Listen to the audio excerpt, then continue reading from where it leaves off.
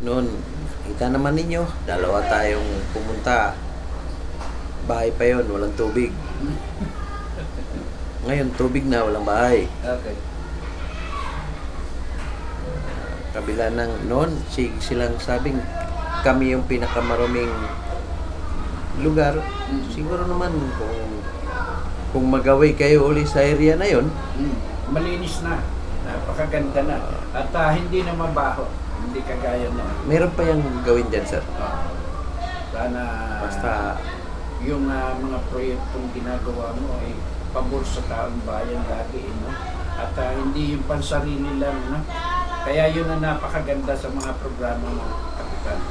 Thank you at mabuhay ka. unti-unti lang, at least sa unang termino ko, siguro naman lahat ng mga kalsada nasa lahat ng mga project dito ng gobyerno nasa mga 100 Nagawa mo. mga 100 million din yung Nagastos. muna gastos. Okay. Unang termino yan, Oo. So, pangilang termino mo naman? pangalawa po. Okay. Pangalawa na po yan, ha?